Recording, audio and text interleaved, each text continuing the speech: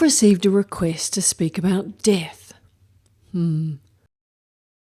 There's the spiritualist view of death.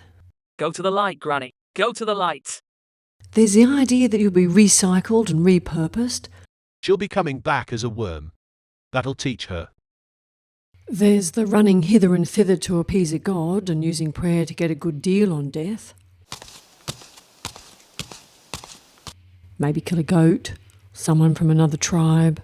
Seriously, I have to kill something to get eternal life.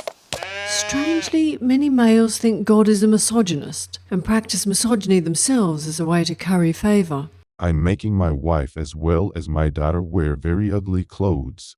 I'm also denying them in education or any rights. I won't even let them play sports. This will mean I go to heaven.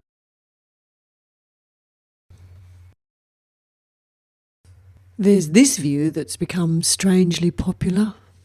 She's been raped and gotten herself pregnant. But don't you worry. I'm stopping her from making her own choice. If she doesn't want it, she needs to be punished. I mean, it could be a boy, right? Being nasty to women gives me purpose, and that makes me physically healthy. It gets me elected and even gets me into heaven. I love being a man with a male god. Spiritual misogyny is brilliant. Instead of dying, I get eternal salvation. There's differences among the neuroscientists.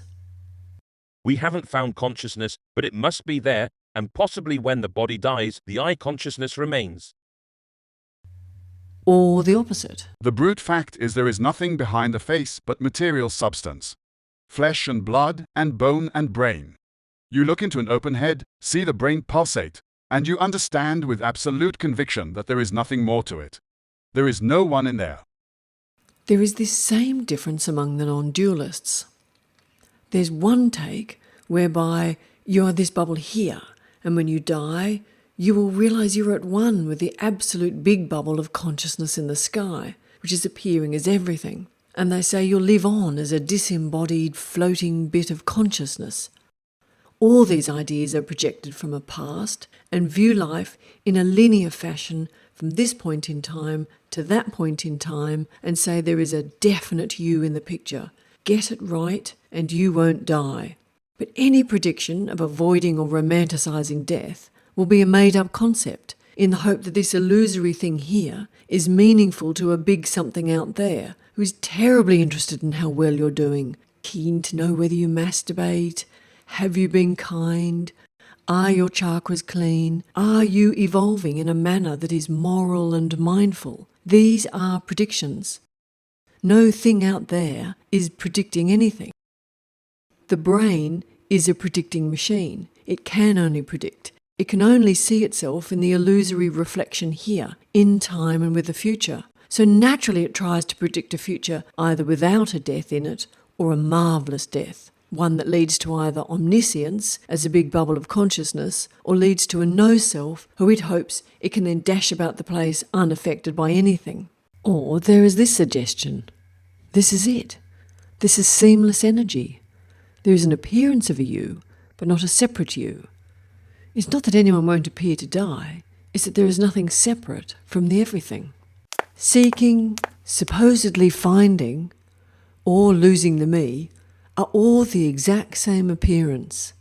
The exact same appearance. There is nothing but appearance, and no one in it. That's why there is no hierarchy, no one who knows non-duality, no actual non-duality, no past, present or future, no enlightenment. If you have a non-dualist who believes they are a bubble of all-knowing,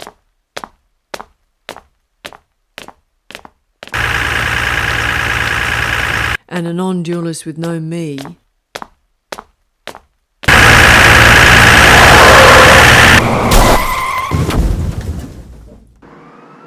it's possible that there will be an appearance of two bodies at the morgue and two funerals. Non-duality doesn't fix a dead body, doesn't fix a body that's walking around, doesn't fix grief, it doesn't fix any health problems, whether that be dental or mental. It doesn't fix your paycheck, doesn't make your partner more attractive. It doesn't alter the appearance of death.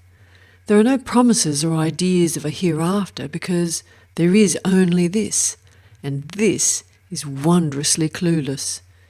What is has no means in which to divide itself up and know of your existence. There is this, but since it only sees space and time and itself in a location, it never sees what is. No one can. No one can see, because there is no one.